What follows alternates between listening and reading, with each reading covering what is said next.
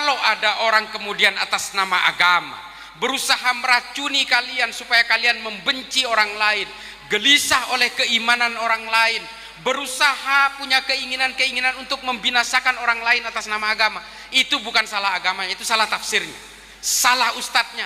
Pergi dari situ jauh-jauh, pergi, karena dia yang akan membawa kalian kepada kemudorotan. Orang-orang seperti inilah yang kemudian dibesarkan, dirawat oleh beberapa kelompok untuk kemudian disetor ke rumah jagal. Penyakit manusia itu adalah ketika merasa paling Islam, merasa paling pinter. Kalau ada orang Islam yang masih mengharam-haramkan Pancasila, ini goblok, kurang baca. Suatu negara tidak selalu melahirkan pahlawan, dia juga melahirkan para pengkhianatnya. Hari ini orang atau kelompok yang mengatasnamakan agama dengan mengharam-haramkan Pancasila, mengharam-haramkan demokrasi, ini ngopinya kurang jauh nih, gaulnya kurang jauh. Mereka selalu meracuni anak muda. Padahal saya sudah bantah berkali-kali, termasuk Felix Xiao. Felix Xiao mengatakan tidak ada dalilnya membela tanah air dalam Islam. Ini goblok banget.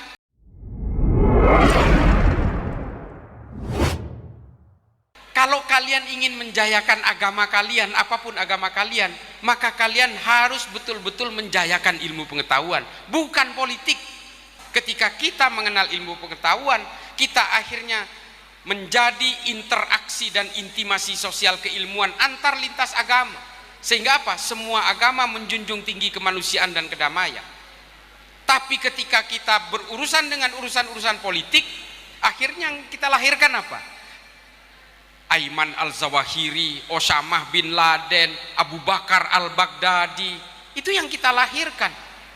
Dan yang terakhir Abu Bakar Ba'asyir, nih tetangga kalian, itu yang dilahirkan. Ini harus dipahami. Makanya adik-adik sekalian, sudahlah, kalian gak usah dibego-begoin oleh orang yang menunggangi agama untuk kepentingan-kepentingan politik, yang berusaha membujuk kalian untuk menumbangkan Pancasila, menumbangkan negara ini, untuk menegakkan negara Islam dan sebagainya. Ini semua adalah narasi-narasi politisasi agama. Mereka punya anggapan bahwa dengan menguasai negara ini, sehingga seluruh orang di negara ini bisa dihomogenkan semua. Gak mungkin, karena Tuhan ini dengan sengaja membuat kita berbeda-beda. Tuhan dengan sengaja membuat kita berbeda-beda. Dalam Quran yang Islam nih, itu disebut sebagai lita'arofu. Lita'arofu adalah saling mengenal dan berinteraksi atas segala perbedaan. Itu yang dimaksud dengan lita'arofu. Dan adik-adik sekalian, kalian harus tahu ya, bahwa kita semua ini, semua manusia ini, kita semua ini, apapun agamanya, diciptakan oleh Tuhan yang sama. Sadar nggak kalian? Ini adalah konsep pemikiran Jalaluddin Rumi dalam Fihi Ma Fihi. Penyakit manusia itu adalah ketika merasa paling Islam, merasa paling pinter, merasa paling ganteng.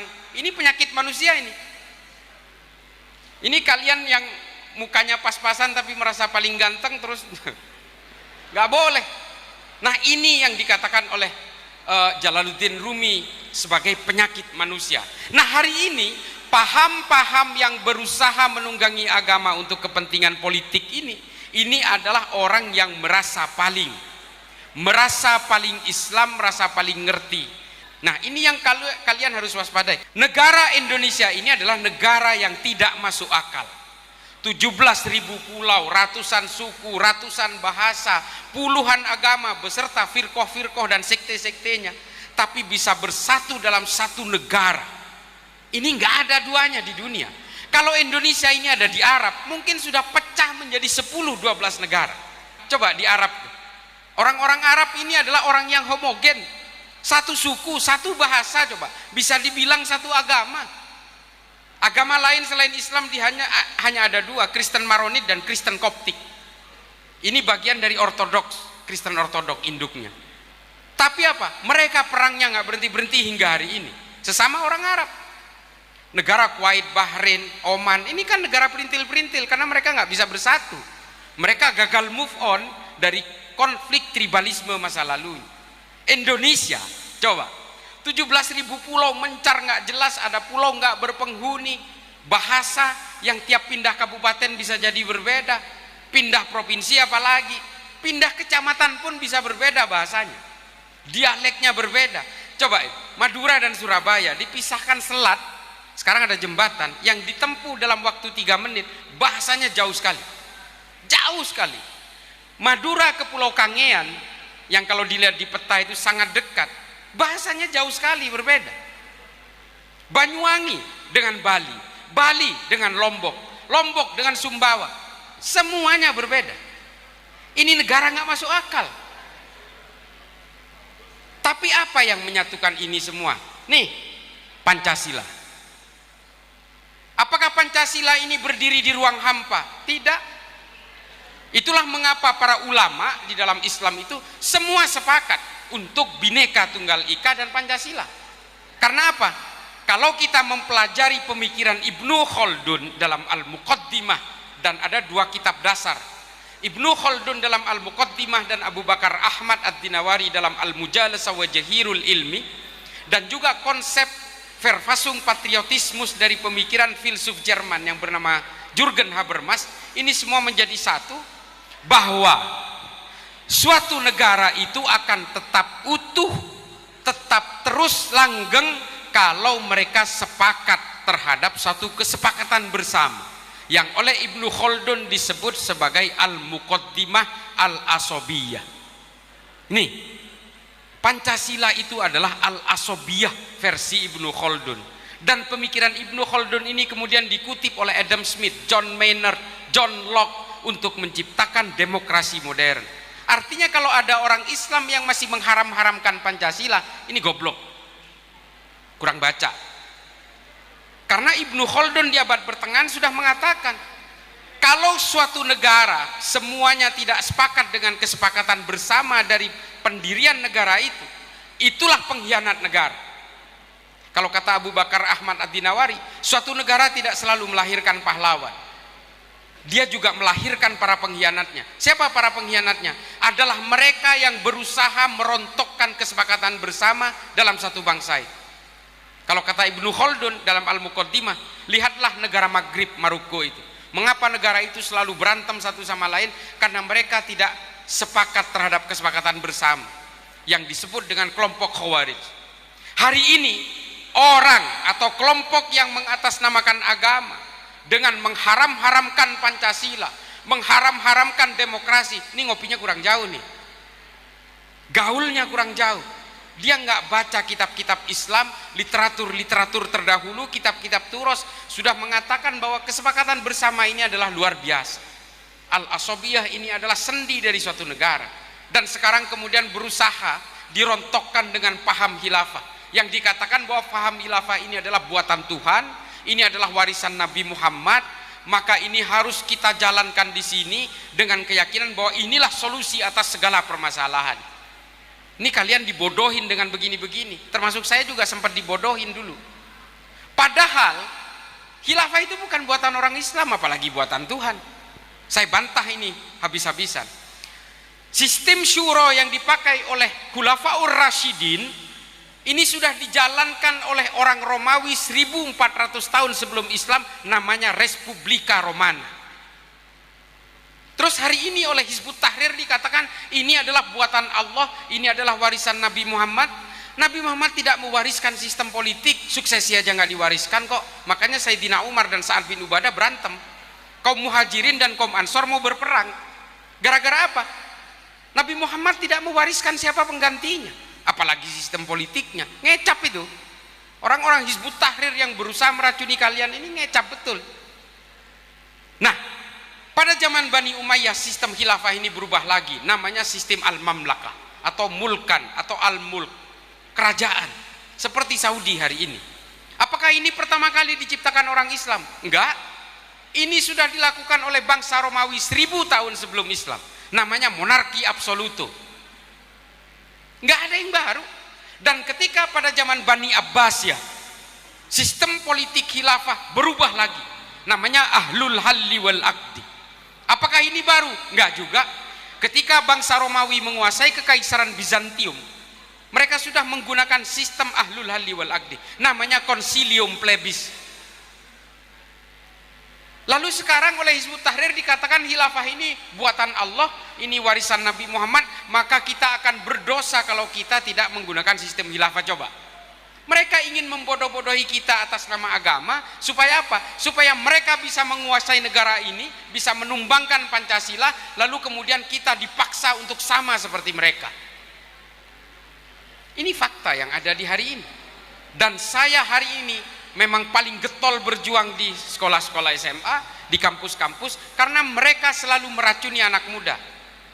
Padahal saya sudah bantah berkali-kali, termasuk Felix Xiao. Felix Xiao mengatakan tidak ada dalilnya membela tanah air dalam Islam. Ini goblok banget. Salah satu korban perang Uhud itu adalah orang Yahudi, bukan hanya orang Islam. Diterangkan dalam Tarikh At-Tabari volume 3 bab Al-Umam Al-Muluk halaman 182. Ini saya buktikan. Namanya Mukhairik dari Bani Koinuka.